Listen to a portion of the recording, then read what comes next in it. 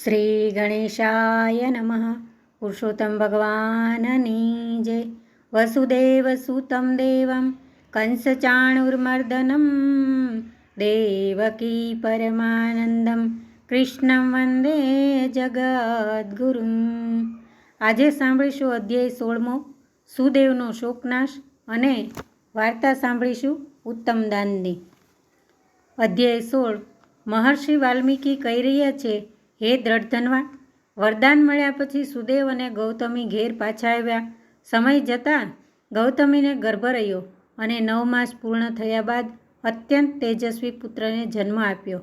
અતિ હર્ષિત થયેલા સુદેવે પુત્રના જાત કર્માદિક સંસ્કારો કરીને યથાશક્તિ અન્ન વસ્ત્રના દાન આપ્યા અને પુત્રનું નામ શુકદેવ પાડ્યું. પુત્ર જેમ જેમ મોટો થવા લાગ્યો તેમ તેમ સુદેવનો હર્ષ વધવા લાગ્યો. યોગ્ય સમયે એને યજ્ઞોપવિત આપી દ્વિજ પથ પર પ્રયાણ કરાવ્યા. ગાયત્રીનો ઉપદેશ લઈ શુકદેવ બ્રહ્મચર્ય વ્રતનું પાલન કરી વિદ્યાભ્યાસ કરવા લાગ્યો. તીવ્ર બુદ્ધિવાળા આ વિપ્ર બાળકે થોડાક જ સમયમાં અભ્યાસ પૂર્ણ કરી લીધો. એક સમયની વાત છે, મહાજ્ઞાની દેવલ ઋષિ પધાર્યા. બાળ શુકદેવે વંદન કરી સ્તુતિ કરી, ચરણ ધોયા. બાળ શુકદેવની સેવા જોઈને દેવલ ઋષિ કહેવા લાગ્યા, હે સુદેવ, પ્રભુ કૃપાથી તને આ પુત્રરત્ન પ્રાપ્ત થયું છે. આવો બુદ્ધિશાળી અને વિવેકી પુત્ર મેં ક્યાંય જોયો નથી. આટલું કહીને દેવલ ઋષિએ શુકદેવનો હાથ જોયો. હાથ જોતાં જ તેઓ ગંભીર થઈને કહેવા લાગ્યા, હે વિપ્ર, તારો પુત્ર સર્વ રીતે યોગ્ય છે, પરંતુ એને માત્ર એક ભય છે. તારા પુત્રનું 12મા વર્ષે પાણીમાં ડૂબવાથી મરણ થશે. હે વત્સ, વિધાતાના લેખ કદી મિથ્યા થતા નથી. લલાટે જે લખ્યું હોય એ અવશ્ય બને છે, માટે વિધિના નિર્માણનો વૃથા શોક કરીશ નહીં. આટલું કહીને દેવલ ઋષિએ બ્રહ્મલોક તરફ પ્રયાણ કર્યું. આ બાજુ સુદેવ મૂર્છા ખાઈને ધરતી પર ઢળી પડ્યો. પતિવ્રતા નારી ગૌતમીએ પતિનું મસ્તક ખોળામાં લીધું અને સાંત્વન આપવા લાગી, હે નાથ, ભાવિ મિથ્યા થતું નથી. ધર્મીના ઘેર ધાડ એ તો શાસ્ત્રનો નિયમ છે.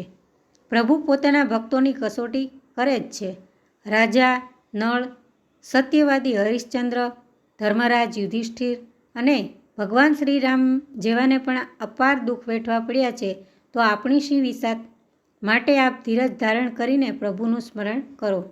પ્રભુએ જ આપણું વાંજિયા મેણું ટાળ્યું છે, એ જ પ્રભુ આપણું આ દુઃખ ટાળશે. પત્નીના આવા વચનો સાંભળીને સુદેવનો શોક હળવો થયો. તો આ તો અધ્યાય 16. હવે સાંભળીશું વાર્તા ઉત્તમ દાનની.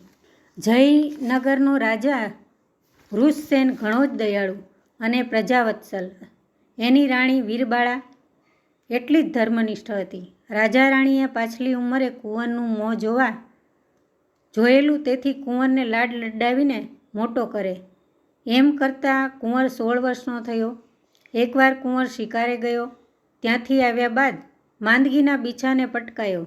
રાજવૈદ્યે દવા કરી, પણ રોગ પકડાતો જ નથી. રાજાએ પરદેશથી વૈદ્ય તેડાવ્યા, પણ કુંવરની માંદગી વધતી જ ગઈ. રાજા રાણીની નીંદર ઉડી ગઈ. રાંધ્યા ધાન રજળવા લાગ્યા. રાણી તો રાત દિવસ કુંવરના બીછાને બેસી રહેતી અને પ્રભુને પ્રાર્થના કર્યા કરતી. એક દિવસની વાત છે, મધરાતનો સમય છે. કુંવરના બીછાના પાસે રાજા રાણી ઝોકા ખાતા બેઠા છે. ત્યાં રાજાએ એક ગેબી અવાજ સાંભળ્યો, હે રાજન, તારો એકનો એક કુંવર કોઈ દવાથી સાજો નહીં થાય. જો એને ઉત્તમમાં ઉત્તમ દાનનું પુણ્ય મળે તો જ એ સાજો થાય. સદભાગ્યે અત્યારે પવિત્ર પુરુષોત્તમ માસ ચાલે છે. ભાવિક નર નારી વ્રત કરી દાન પુણ્ય કરે છે.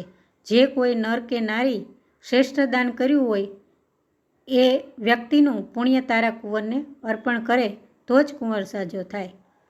રાજાએ આ ગેબી અવાજની વાત રાણીને કરી. થોડી આશા બંધાઈ. બીજા દિવસે નગરમાં ઢંઢેરો પીટાયો. 1.25 લાખ સોના મહોરનું ઇનામ જાહેર કર્યું. ઢંઢેરો સાંભળીને અનેક ભાવિક નર નારી મહેલે આવવા લાગ્યા અને સંકલ્પ કરીને પોતાનું પુણ્ય આપવા લાગ્યા. પરંતુ કુંવર તો લાકડાની જેમ પડ્યો રહેતો, ન હલે કે ન ચલે. ઘણા વેપારીઓએ પુણ્ય આપ્યું. ઘણા ધનપતિઓએ આ પવિત્ર માસમાં ગરીબ ગરબાને દાન કર્યું હતું. એનું ફળ કુંવરને આપ્યું, પણ કુંવર સાજો ન થયો. રાજા રાણી મૂંઝાયા હવે કરવું શું? રાજમાં દાનવીરો તો ઘણા હતા, પણ એમાંથી એકેયનું દાન ભગવાનની નજરે ઉત્તમ ન હતું. રાણી તો હતાશ થઈને રુદન કરવા લાગી. 2 દિવસ વીતી ગયા. કુંવરની નાડી મંદ પડવા લાગી. કુંવર હવે ઘડી બે ઘડીનો મહેમાન હતો. 3જા દિવસની સવારે એક ભિખારી જેવો ચીથરે હાલ કૃશકાય માણસ મહેલે આવ્યો. એના દરહણ જોઈને પહેલાં તો પેરેગીરે એને કાઢી મૂક્યો. એ માણસે હાથ જોડીને આજીજી કરી ત્યારે માંડ અંદર જવા દીધો. રાજાને પણ એના વેશ જોઈને સૂક ચઢી. એ માણસ અઠવાડિયાથી ભૂખ્યો હોય એવું લાગતું હતું.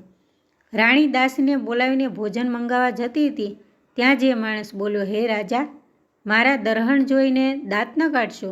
હું આ ગામનો ઘાંચી છું. કુંવરને પુણ્ય આપવા આવ્યો છું. રાજા રાણી વિચારમાં પડી ગયા. આ ચિત્રેહાલ માણસે વળી કયું દાન કર્યું હશે?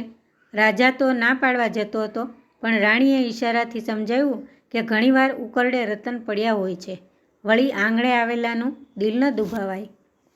રાજાએ હા પાડી એટલે ઘાંચી જમણા હાથમાં જળ લઈને ઊંચા અવાજે બોલ્યો, હે દયાળુ પુરુષોત્તમ પ્રભુ, આ પવિત્ર માસમાં મેં જે દાન કર્યું છે એ તમારી નજરે ઉત્તમ હોય તો એનું મને જે કાંઈ પુણ્ય પ્રાપ્ત થયું હોય તે આ કુંવરને અર્પણ કરું છું.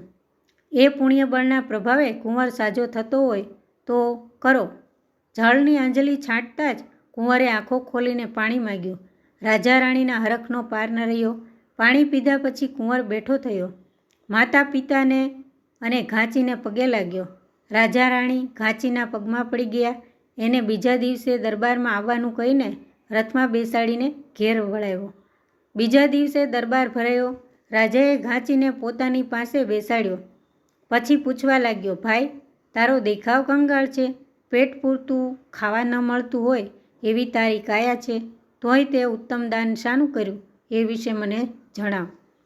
ઘાંચી 2 હાથ જોડીને નિષ્કામ ભાવે બોલ્યો, હું સાવ ગરીબ છું, ઘાણી ચલાવું છું, જે દિવેલ નીકળે એ વેચીને ગાડું ગબડાવું છું. સંતાનમાં 7 દીકરાને 7 દીકરી છે. એથી ગમે એટલી મહેનત કરું તોય પેટે પાટા બાંધવા પડે છે, ઉછીનું ઉદ્ધાર કરવું પડે છે. આ વર્ષે પવિત્ર પુરુષોત્તમ માસ આવતા મેં અને મારી પત્નીએ વિચાર કર્યો કે પેટ માટે વેઠ તો ઘણી કરી, હવે ધર્મ ધ્યાન કરીએ. અમે વ્રત શરૂ કર્યું, પણ પછી મૂંઝાણા. યથાશક્તિ દાન તો કરવું જ પડે, બ્રાહ્મણ જમાડવા પડે. અમારી પાસે લોટ લાવવાના પૈસા ન હતા, ત્યાં દાન શાનું કરવું? ઘણો વિચાર કર્યા પછી મને એક માર્ગ સૂઝ્યો. મેં મારી બૈરીને કહ્યું, દાન દક્ષિણા આપવાનો તો વેત નથી, પણ સત્કર્મ કરીએ. આખો મહિનો બળદને ઘાણીએ ન જોડીએ, એને બેઠા બેઠા ઘાસ ખવડાવીએ, બળદના બદલે ઘાણીએ આપણે જૂતીએ. મારી બૈરીએ હા પાડી. એક ઘડી ઘાણીએ હું જૂતું અને એક ઘડી મારી બૈરી જૂતે. રોજ 2 ઘડી વધારે મહેનત કરીએ એના 2 તાળિયા આવે. એ 2 તાંબિયા અમે બ્રાહ્મણને આપી દઈએ. વ્રત પૂર્ણ થતાં ભૂખ્યા રહીને એક બ્રાહ્મણ જમાડ્યો. હા મહારાજ, વ્રત કહો તો વ્રત અને દાન કહો તો દાન, અમે આટલું કર્યું છે. ઘાંચીની વાત પૂર્ણ થતાં જ આકાશવાણી થઈ કે હે ભક્ત, તે જે દાન કર્યું છે એ શ્રેષ્ઠ છે. આખો દરબાર ચકિત થઈ ગયો. બધા ઘાંચીને પ્રણામ કરવા લાગ્યા. રાજાએ એને 1.25 લાખ સોના મહોર આપી ઘાંચણને પોતાની બહેન બનાવી. હજારો લાખોનું દાન કે સુવર્ણ મોતીના દાન કરતાં પરસેવાની પાયનું દાન ઉત્તમ છે. એ દાનના પ્રભાવે ઘાંચી ઘાંચણ પૃથ્વી પર સર્વ સુખ ભોગવી અંતકાળે સદેહે ગોલોકમાં ગયા. હે પૂર્ણ પુરુષોત્તમ પ્રભુ, તમે જેવા ઘાંચી ઘાંચણને ફળ્યા એવા સૌને ફળજો. અને સાંભળીએ એક પુરુષોત્તમ માસનું કીર્તન. હે ગોરીમાનો વર કેસરીઓને નદીએ નાવા જાય, મારી ગોરમાં વાંકી તે મૂકી પાઘડીને છાંયડા જોતો જાય રે ગોરમાં. હે ઝરિયેલ જામા પહેરતો ને છપ છપ કરતો જાય રે ગોરમાં. ખંભે તે ખેંસીયો નાખીઓ ને ડોલતો ડોલતો જાય રે ગોરમાં. ગોરમાંનો વર કેસરીઓને નદીએ નાવા જાય મારી ગોરમાં.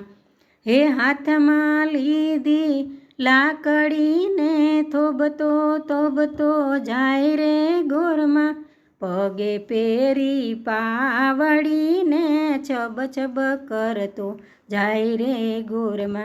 ગોરમાંનો વર કેસરીઓને નદીએ નાવા જાય મારી ગોરમાં.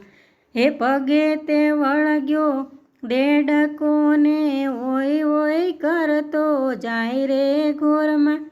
ઘોડે તે માર્યું પાટું અને ઓય ઓય કરતો જાય રે ગોરમાં.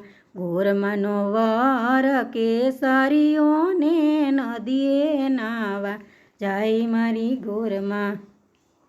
હે હાથમાં લીધી લોટિયાને ઢોળતો ઢોળતો જાય રે ગોરમાં. હે મોઢામાં પાનનું બીડાલું ને ચાવતો ચાવતો જાય રે ગોરમાં. ગોરમાંનો વર કેસરીઓને નદીએ નાવા જાય મારી ગોરમાં. ગોરમાંનો વર કેસરીઓને નદીએ નાવા જાય મારી ગોરમાં. વાંકી તે મૂકી પાઘડીને છાંયડા જોતો જાય રે ગોરમાં. ગોરમાંનો વર કેસરીઓને નદીએ નાવા જાય મારી ગોરમાં.